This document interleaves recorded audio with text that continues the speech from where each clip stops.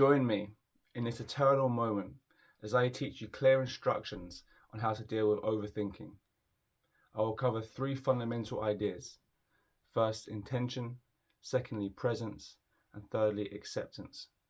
At the end of the video, I will then weave them together to create an applicable tool you can use right now to implement into your daily life.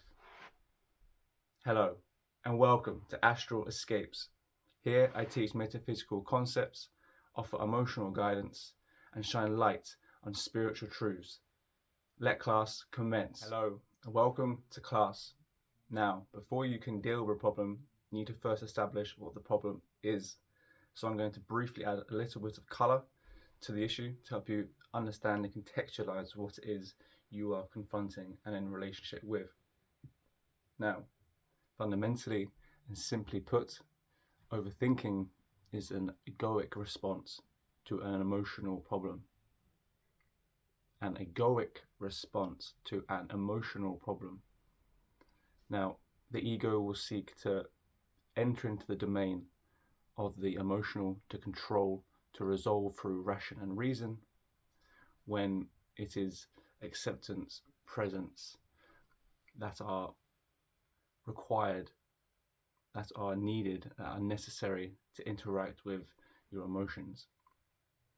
And quickly, the symptoms of these that will arise from such a dynamic are stress, anxiety, insomnia, and panic attacks. These are the main ugly heads that will arise from this overthinking, egoic response to emotional problem, emotional pain. So, with that said, let's move to step 1. Welcome to step 1. Now, step 1 is intention, alignment, relationship to a solution rather than a problem. An aim to order over chaos. Listening, surrendering over control and reasoning. So, most people will focus on the surface level issue of the problem, i.e. the thoughts, i.e. external reality. Because yes, thoughts are in one way internal, they're internalized in your mind. However, they are external to the awareness that you are putting onto it. You are aware of these thoughts, you are aware of the stress, this anxiety. So it is an intention that you're going to set to, rather than focus your awareness, your consciousness onto these thoughts, onto these patterns of egoic control. You are instead going to set the intention to focus it on listening and surrendering to the emotions that underpin. These thoughts are a response to an underlying emotional pain, underlying unheard emotions, because you are not listening and you are taking an egoic route to an emotional problem. You're conflating 2 spheres of intelligence, 2 spheres of domains, whereas the ego has a place for one domain, logic and reason in the material world, and then you have the emotional response, the internal response of listening and surrendering. Now, most people do not set this intention because naturally you get attached to ego identities, you get attached to these thought forms, to these stories of control, because it is a reliable source of consolation, because dealing with the emotions is chaotic and it's painful. It stems from trauma that you have otherwise fragmented or put away and up to this point have resisted. So setting the intention is key, because otherwise, without the intention, there is no relation to a solution, only continuation of a karmic pattern that is playing out. So to break the spell, you must plant a seed of willingness to overcome that which has overcome you thus far. Here we are, step number 2. Okay, So this step is moving from potential into purpose, potential into practice, from seed into plant, from chaos into order, as you look to manifest slowly the practice and procedure of overcoming through overcoming overthinking, through presence, through grounding yourself in that which up until now you have resisted. Now, this will not be a quick fix. This will be a practice that will have to be implemented over an extended period, but one that doesn't require you to rush. As I said, it's more about surrendering and accepting. So for me, along my journey in extending an olive branch to the parts of me that were unheard and neglected, and were reaching out through, as I mentioned earlier, symptoms of anxiety, panic attacks, insomnia, and stress, was finding, because life is, you got, let's say you got relationships, you got friends, you got job, you got a business, you got all these commitments and responsibilities and external realities that are demanding of your attention, which is common, which is difficult, and which is overwhelming, and which is reason why most people take the easy option of just letting their ego take responsibility for their emotional needs, because they're so busy. It's just, I don't have the time. But you're here because there's something in you that calls to you, that saw this title, saw this thumbnail, and felt a resonance for reasons you don't know, for deep reasons, and you're here because, and you made it this far on the step 2 because you're intrigued enough to pursue this path of introspection and ultimately of healing. So bravo. But be delicate, be sensible, be slow, and be patient. Find a safe space that you can come to in moments. Maybe you start off 2-3 times a week, maybe once a day, however you can fit it in. But it's important to find a place where you can be silent and you can be safe and you can integrate and listen to and be vulnerable to these emotions, because it's gonna get rough. For years likely you would have fragmented, resisted, cut yourself off from these emotions, from these stories.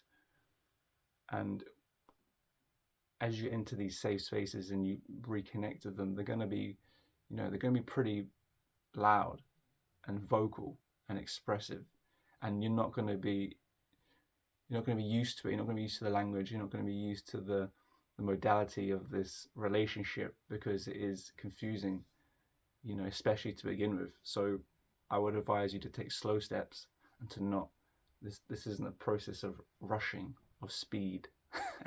This is a process of patience and consistency and intention, because from intention, everything else will just follow through. So step 2, just to surmise, is in your daily life, or just to begin with, just a few times a week, find a safe space, maybe somewhere in your house, maybe somewhere in nature, somewhere where you can really where you feel safe enough to let your guard down, and where you won't be interrupted by people, where you can truly just be vulnerable and be sensitive to these stories, to these emotions, because you're going to feel sore emotionally. So that is step number 2. Here we are, step number 3. Well done. Very rare people will even set an intention to find a solution over to continually cultivate the problem. And rarer still is the individual that will actively go from intention to physical manifestation of that idea, in the form of finding safe spaces to bring up the unheard emotions and stories. But we're not done there. We're going on to step 3, which is moving from safe spaces into your general life, into your daily routine, into your daily interactions with people, with responsibilities, and so much and so forth. So when you're in a safe space, you would have been practicing the art of opening the channels to uncomfortable emotions. Up until this point, you would have still, more than likely, when you have been dealing with, let's say, relationships or friendships or people at work or issues that arise in work, you would have naturally have fallen onto a default, onto a comfortable dynamic of, I don't want to feel these emotions, they overwhelm me too much, I'm just gonna let my mind run crazy. And then you would have retreated once a day throughout the week into this safe space where you would have rooted yourself in the emotion beneath the overthinking, beneath the thoughts, beneath the anxiety. Now it is incumbent on you. It is your responsibility. It is your healing responsibility, your duty to yourself, to now bring this practice into your daily. So now there's no more excuses to go into default. Of course, it's not going to be perfect straight away, but at least attempting and to progress that attempt in your daily life. Now, when you have an argument with a friend or a colleague or whatnot, you're going to be present. You're going to attempt to translate that practice from your safe space into the domain of the daily. So when you're confronted with these difficult discomfort in your daily life, you're going to attempt to be present and to feel rather than to think. And that requires you to be vulnerable and to be sensitive and to be undressed ultimately by your emotions. And when you're alone and you're in a safe space, being undressed, being vulnerable by feeling your emotions is challenging, but you're alone. Now you're going to do this with people, with problems that arise outside the domain of your safe space. And this will require a desensitization period where you're going to it's going to be tough to begin with, it's going to be uncomfortable, but the more you do it, the more you practice, and it is going to be still practice, a progression. You're going to be attempting this, you're not going to be perfecting this. This will take years. It's a process. It's obviously an eternal process, a process that doesn't have an ending, but nonetheless a process that will require you to improve over time. So with that said, I'm going to just piece these all together into an applicable tool that you can then use in your daily life from henceforth. Okay, so to quickly surmise the 3 points, overthinking is a lack of feeling. Once you have grounded yourself into your emotions and trauma, you will allow the ego's attention to go elsewhere, to go to its more natural domains in the form of logic and reasoning. It is through self-acceptance of who you are and of how you feel right now in all moments, both comfortable and uncomfortable, that will allow anxiety, stress, insomnia, and panic attack to subside as the ego realizes that it is no longer needed there. Its resistance and its conflict is no longer needed there. So now the onus is on you to deliver. Good luck. I'm Astro Escapes. I'm here eternally to guide you back to presence. Until next time, bye.